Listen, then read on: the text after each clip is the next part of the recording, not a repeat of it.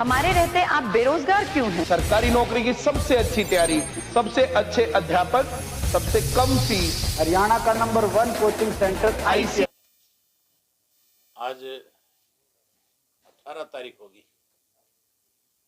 अब तक किसी एक किसान के खाते में एक नया पैसा सरकारी पेमेंट का नहीं गया। और किसान की गेहूं की हालत आज ऐसी है कि जहां 50 किलो का थैला भरना चाहिए था, वहां 50 की बजाय 51 किलो भरी 20 रुपए पर बैग के हिसाब से किसान से लूटने का काम किया। और कोई सरकारी खरीद नहीं हुई, मंडियां सारी खचाखच भरी हुई है। किसान जो है उसके पास मैसेज जो जा रहे हैं वो जून के जुलाई के मैसेज जा रहे हैं। सारा सिस्टम इनका कोलैप्स कर गया। ये जानबूझ करके सरकार में बैठे लोगों ने किया है ताकि किसान के सामने और ज्यादा परेशानी खड़ी हो। किसान को मजबूर कर रहे हैं कि वो सीधा मंडी में माल लाने की बजाय उसकी मंडी में खरीद ना हो, बार की बार किसान जो है कहीं अंबानी और अडानी के दलालों को बेच करके उनका स्टॉक भरने का काम करे। आज तो ढांड की और कैथल की मंडियों में जो गेहूं आ रही है, उन गेहूं के जो ट्रैक्टर ट्रालियों में भर के लोग लेके आ रहे हैं, उनको मंडी में गेहूं उतारने की बजाय वहाँ पे जो अधिकारी हैं जिनकी ड्यूटियां लगी है वो उनको सीधा सीधा कह रहे हैं कि तुम सीधा सैलों में ले जाओ, अडानी के जो सैलो है उसमें ले जाओ, ले जा करके वहाँ पे अपनी गेहूं की तुलाई करो और वहाँ सैलोज में डाल के आओ। जहाँ किसान हितैषी होने का ढोंग कर रही थी, आज किसान परेशान हो रहे हैं। ये आपकी सरसा की आपकी अपनी मंडी है, आप यहाँ रोज मंडी में आते जाते हो, आप भी सारे खेती से जुड़े हुए लोग हो। आप में 50-60% ऐसे साथी हैं जो खेती पर निर्भर करने वाले परिवारों में पैदा हुए हैं। आपको एक एक चीज की जानकारी है। यहाँ किसान आज दुखी है, परेशान है। वहीं सत्ता में बैठे लोग जो कल तक जो किसान कृषि के 3 काले कानून को लेकर के आंदोलन कर रहे हैं, उनको कभी उग्रवादी कहते थे, कभी उनको आतंकवादी कहते थे, कभी उनको चाइना के स्पॉटेड बताया जा रहा था, कभी उनको मुट्ठी भर लोग कह करके हरियाणा का मुख्यमंत्री विशेष रूप से कहता था कि इस आंदोलन में हरियाणा का कोई किसान नहीं है। आज वही मुख्यमंत्री जो है मानवता की दुहाई देता है। वो मुख्यमंत्री आज अखबार के माध्यम से सारा दिन ये कह करके कि कोरोना की महामारी है, इस कोरोना की महामारी से ये ना फैले, ना आगे ज्यादा बढ़े, इसके लिए मानवता के नाम पे कहता है कि किसान अपना आंदोलन वापस ले। अब इनको एहसास हो गया कि जितने भी लोग आंदोलन में बैठे हुए हैं वो ना उग्रवादी है, ना आतंकवादी है, ना वो किसी कंट्री के सपोर्टेड हैं, वो सारे किसान हैं जो लगातार कृषि के 3 काले कानून बनाए हैं उनको खत्म करने के लिए मांग कर रहे हैं। मुख्यमंत्री को मानवता की बात कह करके किसान को आंदोलन खत्म करने की बारी बारी से रिक्वेस्ट कर रहे हैं, बजाय किसान से रिक्वेस्ट करने के प्रधानमंत्री को रिक्वेस्ट करनी चाहिए कि आपने गलत कानून बना दिए, उसकी वजह से लोग परेशान हैं और आप इनको वापस लें और वापस लेकर के किसान का एमएसपी का कानून बना दें ताकि किसान सम्मान के साथ अपने घर वापसी कर सके। वहीं उसके साथ साथ आज कोरोना की महामारी का बारी बारी से ये जिक्र करते हैं। किसान तो खेत में व्यस्त है या बॉर्डर पे बैठे हैं, वो ना तो कहीं रैली कर रहा और ना ही कहीं लोगों को इकट्ठा कर रहा, उसके पास तो समय नहीं है। अब तो भाजपा के लोग लगातार कभी बाबा साहब अम्बेडकर के नाम पे लोगों के बीच में जाने की कोशिश कर रहे हैं, जिस पार्टी से लोगों को नफरत होगी, जिस पार्टी के खिलाफ आम जनमानस जो है आज बगावत कर रहा है, आज उसके खिलाफ गुस्सा इजहार कर रहा है, आज उसके खिलाफ नारेबाजी कर रहा है, आज उसको बारी बारी चेतावनी दे रहा है कि तुम बजाय इस किस्म के कार्यक्रम करने के इन काले कानूनों को वापस करवाओ। और ये जानबूझ करके उनको छेड़ करके कहीं इस प्रदेश में फिर से आग लगाना चाहते हैं, उकसाना चाहते हैं, लेकिन ये अपनी इस मंशा में कामयाब नहीं हो सकते। आज कोरोना की महामारी को कोई बढ़ावा दे रहा है इस देश में, तो देश का प्रधानमंत्री दे रहा है या भाजपा की जहाँ जहाँ सरकारें वो दे रही हैं। वो जानबूझ करके अपने कार्यक्रम रखती है और कार्यक्रम रख करके इस महामारी को बढ़ावा देने का काम कर रही है। इन सब के लिए दोषी अगर कोई है तो भाजपा की केंद्र की सरकार और प्रदेश की सरकार।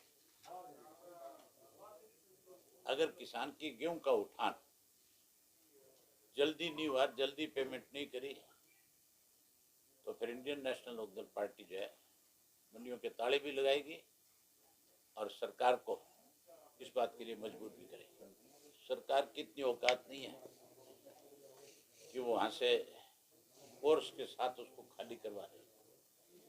अगर कहीं ये गलती करी सरकार ने तो बहुत बड़ा खामियाजा सरकार को भुगतना पड़ेगा। किसान जो है भीख नहीं मांगता किसी से, किसान कभी किसी का आगे झोली नहीं फैलाता। आज भी किसान जो है बॉर्डर पे बैठा है, वो कोई गलत डिमांड नहीं कर रहा। उसने जाकर के कब मांगा था कि तुम कृषि के कानूनों में सुधार करो। ये सुधार थोड़ा ही है, तो किसान को मारने का एक नया हथकंडा अपनाया गया है। अगर वो वहां से खड़ा हो जाएगा तो फिर तो अपने आप ही मर जाएगा। किसान मर जाएगा, लेकिन उस आंदोलन से खड़ा होकर के सरकार के दबाव में वहां से लौटेगा नहीं अपने घर। सरकार ऐसी गलती नहीं करेगी, अगर करेगी तो उसका नुकसान होगा। चमक तो बीजेपी के चेहरे की खत्म कर देगा ये किसान। जो किसान की फसल की चमक को कहते हैं ना, इसकी चमक खत्म होगी। जब चुनाव होगा तब आप देखना, इस किसान ने बीजेपी के सहयोगियों के चेहरे की चमक खत्म कर देनी है। निर्णय कब से तालाबंदी करेगी? हम देखते हैं 2-4 दिन के अंदर अगर नहीं उठान हुआ, नहीं किसान की पेमेंट उसके खाते में गई, तो फिर इंडियन नेशनल लोकदल पार्टी जो है पूरे प्रदेश भर में, कोई अकेले सरसा में नहीं, हम सब जगह इसको लेकर के किसान के साथ खड़े होंगे और किसान को साथ लेकर के मंडियों को ताले लगाएंगे। ये गए किस लिए, क्या काम है इनका, क्यों जा रहे हैं? जब आम आदमी विरोध कर रहे हैं, जब पूरा प्रदेश नहीं देश का हर नागरिक भाजपा का आज विरोधी है, खास करके खेती करने वाला व्यक्ति जो ये जानबूझ करके क्यों छेड़खानी करते हैं? ये प्रदेश के अंदर माहौल खराब करना चाहते हैं, ये राजकुमार श्रेणी पैदा करने चाहते हैं नए अलग अलग जगह पे कि हालात खराब हों, इसलिए रोज कार्यक्रम बनाते हैं। इनको कोई निमंत्रण थोड़ा ही दे रहे, इनको कोई बुला थोड़ा ही रहा। गांव का कोई व्यक्ति आज भाजपा जजपा के किसी नेता को अपने घर चाय पे नहीं बुलाने को तैयार। आज कोई अपने किसी घर में अगर समारोह है तो उसके लिए इनवाइट नहीं करता, क्योंकि गांव का भाईचारा है, गांव के लोगों ने तय कर रखा है, गांव के लोगों का एक फैसला है कि हम अपने गांव का माहौल नहीं खराब होने देंगे। ये जानबूझ करके माहौल खराब करने के लिए कार्यक्रम बना रहे, ये प्रदेश के हालात खराब करना चाहते हैं। मुख्यमंत्री जो है हर वक्त एक ऐसी सोच रखता है कि प्रदेश का भाईचारा खराब हो, प्रदेश का माहौल बिगड़े, तो रोज नए राजकुमार श्रेणी पैदा करना चाहते हैं इस प्रदेश में। सरसों और नरमा के भाव पे सरकार पीड़ितों को रही है। सरकार ने तो सरसों पिछले साल जब किसान लेकर के गया था तब क्यों नहीं खरीदी, तब कहाँ मर गए थे। अब तो सरसों का भाव इसलिए बढ़ गया, इस कोरोना की वजह से जो हमारे पाम ऑयल आता था या दूसरे ऑयल जाते थे, जो आपका बटर ऑयल होता था जिसके रेट बहुत कम होते थे, जो मुफ्त में आपको यूरोप की गवर्नमेंट जो है फेंक के दे करके जाती थी, उसकी वजह से तेल के रेट कम थे और अब वो सारा बंद हो गया। बाहर से कुछ आ नहीं रहा, नहीं बाहर से आएगा तो फिर नेचुरल है कि सरसों के तेल के दाम बढ़े, उसकी वजह से सरसों के दाम बढ़े। जिस दिन उनका इंपोर्ट खुल जाएगा उस दिन दोबारा उसी तरह के हालात पैदा हो जाएंगे। किसानों के बीच में जाने के लिए रास्ता निकाल रहे हैं। अगर किसान का हितैषी है, चौधरी देवीलाल का झंडा लगाता है, चौधरी देवीलाल की नीतियों की बात करते हैं, अगर सही मायने में चौधरी देवीलाल की नीतियों पर चलना चाहते हैं तो फिर बजाय किसी को पत्र लिखने के रिजाइन दे देना चाहिए। रिजाइन कोई एमएलए शिप से नहीं, इस सरकार से समर्थन वापस ले लेना चाहिए। सरकार चले गिरे वो एक अलग बात है, लेकिन चौधरी देवीलाल के प्रति जिस व्यक्ति का भी विश्वास है उनकी नीतियों के प्रति, वो कभी भी जो किसान के खिलाफ फैसले लेने वाले लोग हैं उनके साथ नहीं खड़े हो सकते। वो हर हालत में उनका विरोध करेंगे। गांव में लेकिन ये तो गिरवी रखे हुए हैं। आपने सुना नहीं था, अजय सिंह का एक बयान आया था, उसने कहा था कि दुष्यंत का इस्तीफा मेरी जेब में है, और वो इस्तीफा लेके जेल चला जाता है। ये इस्तीफा नहीं दे सकते। जिस दिन इस्तीफा देने की बात आएगी उस दिन कहेंगे अजय सिंह की जेब में मजबूरी है, कहां से दें। गांव में पंचायत चुनाव ड्यू हैं, वो करवाए नहीं जा रहे, मंत्रिमंडल विस्तार की बात हो रही है। मंत्रिमंडल का विस्तार भी नहीं होगा। ये भी केवल अपने एमएलए को रोकने का एक तरीका है। भाजपा में भी बगावत है और जेजेपी में भी बगावत है, और बहुत जल्दी ये बगावत जो है आपके सामने खुल करके आएगी। जेजेपी एमएलए 15 दिन का कह रहे थे जी, लेकिन अब चुप है 1.5-2 महीने से। जेजेपी एमएलए देवेंद्र पब्लिक कह रहे थे मैं छोड़ दूंगा विधायकी लोगों के लिए, किसानों के लिए, लेकिन अब 2 महीने हो गए चुप है। मंत्रिमंडल का देती लो रिपोर्ट। पिछले दिनों में दुष्यंत ने कहा था ना कि मैंने एक एमएलए का नाम अपनी तरफ से सरकार को दे दिया। उस बबली ने गले में अंगूठा दे करके अपने नाम की चिट्ठी बनवाई थी, और वो ये कह करके गया था दुष्यंत उसको, बबली को, कि मैं नड्डा को देख करके आरोप दे रहा हूँ। दिया दुआ किसी का नहीं, दे तो दिग्विजय का रखा है।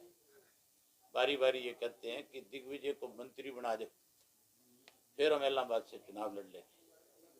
मैं चाहता हूँ ये बात कि दिग्विजय को मंत्री बनाया जाए जरूर, और बना करके यहाँ से चुनाव लड़ाया जाए, ताकि ऐन अच्छी तरह से इस बात का लोग फैसला करते हैं कि ये चौधरी देवीलाल की नीतियों पे कितना चलने वाले लोग हैं। ये तो दिग्विजय को बनाना चाहता है मंत्री, ये किसी और को नहीं बनाना चाहता। और दिग्विजय को इसलिए बनाना चाहता है कि अगर दिग्विजय को मंत्री नहीं बनाया तो दिग्विजय ही खेल खिंडा देगा इनका सारा। मेरे कहने की जरूरत नहीं है।